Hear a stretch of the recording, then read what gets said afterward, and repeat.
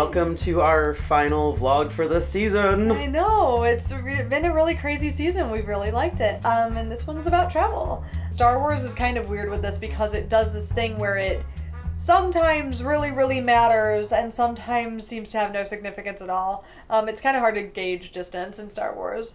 Yeah, that's the thing about faster than light travel, is that it's so hard for writers, apparently, to gauge how much time it's going to take to get from one place to another, because like stuff like locations are not set in stone.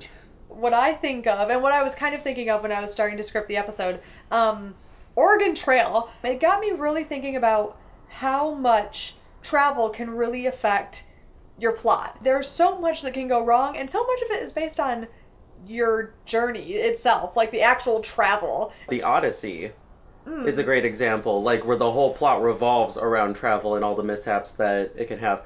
If you want to go for something more modern, Star Trek Voyager, like its entire thing is about getting back home. And actually Star Trek in general, the whole wagon train to the stars, like the whole idea is that you have faster than light travel that can take you to other planets, and so there's like, oh, there's going to be other cultures and all this other stuff. I think that it really adds like this great element of either urgency to a character's journey, or else just problems and detours that happen along the way. I'm thinking of Avatar: The Last Airbender in particular, where the whole show is basically them trying to get from place to place, and you know, the bison, like, it gets tired out, or they have to tap at a detour for this random village. There are a lot of good ways to implement it, like, and in ways that can be very subtle too. Like, you don't need flying bison and spaceships to have travel. The simple act of traveling Middle Earth in the Lord of the Rings series, you know, by foot or by horse or whatever, like, that's really, I guess, generic and close to home traveling.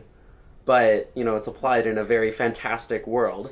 I think a lot about like how much their mode of travel affects what they can take, because they can't, it's not like they can bring food for, you know, a year-long journey on their back. So there's a lot of stopping and trying to find, you know, like when the Fellowship journeys, like there's very specific locations they go to try and get aid. While that's never a thing that's so focused on in the narrative that you kind of, you know, get pulled out of it, it is a presence. And I think that that's really important whenever you're dealing with a world that will involve realistic travel times and not just, you know, they get there when they get there kind of thing. I think it's really cool to explore how traveling in different ways will affect character relationships. Like if you're traveling with somebody, what kind of vehicle you're traveling in. You know, you have your big vehicles that have like a ton of people, but then you have like smaller vehicles, like ones in Mad Max, where it's just like one or two, or like maybe a small crew of 5, depending on what you're driving. And all very stuck in like one space, too. Yeah. It's not like they can leave. Yeah, they're all going somewhere in this one space, and like they're all traveling together. I mean, I'm just thinking about how like anyone who really knows me knows like I love the elevator scene, which happens a lot in TV in particular, where the two characters that have been having a fight are suddenly forced into an enclosed space and they can't get out and they can't leave and they have to kind of like work out their issues.